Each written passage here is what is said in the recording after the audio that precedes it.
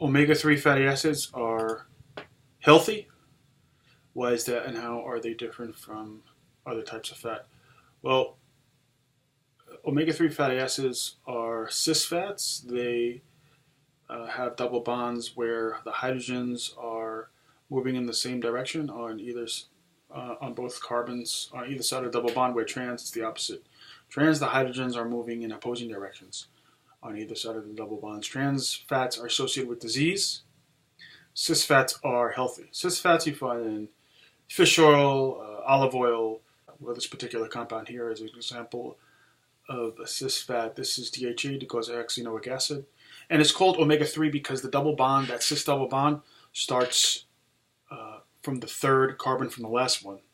The last one being the omega carbon, or the 22nd carbon in this long chain. And omega is, of course, the last letter in the Greek alphabet. So that's why these are called omega-3s. If it were an omega-6, that means the double bond would start from 6 carbons from the end of the last carbon. Because of all the cis double bonds, there is actually kinks in that long carbon chain. So in actuality, that DHA looks like the structure I drew on the bottom there, where it's almost like sort of like a circle, a semicircle. And that leads it to kind of push its neighboring DHA molecules away from it and causing the molecules to be farther apart in a liquid at room temperature. Where if you had trans fats or no double bonds at all, which are saturated fats, then you would see more of a zigzag shape in a straight line, which I'll draw in a second. But this is why it's called fish oil. It's an oil at room temperature. And of course, if you cool it down, it will become a solid. But at room temperature, it's liquid. It's called polyunsaturated fatty acid because poly means many. There are many degrees of unsaturation.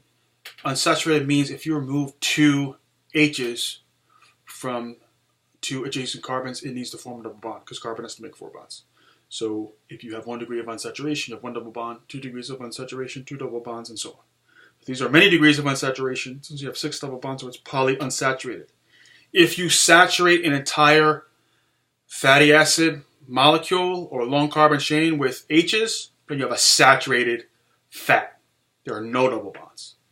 So let's see what that looks like here. Okay, there's my saturated fat. No double bonds. All saturated with H's. And of course the H's are invisible. When you draw line structures, each carbon has the maximum number of H's attached that are invisible. This is found in animal fat like meat, cheese, and butter. And again, that zigzag shape, there are no kinks in the chain, so molecules can pack pretty tightly together, or neighboring molecules, I should say. So that makes it a solid at room temperature, just like butter and such. But of course, if you heat it up, then the energy is going to push them farther apart to make a liquid.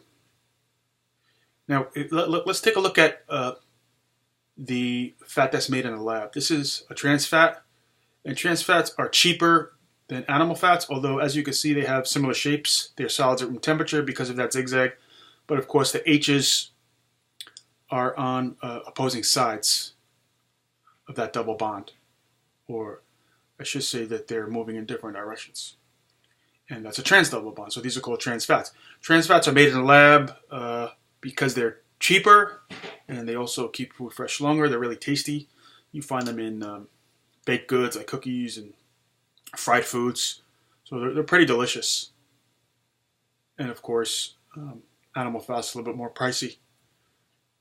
So trans fats have had lots of success, but scientists have discovered that they're tied to CVD, cardiovascular disease.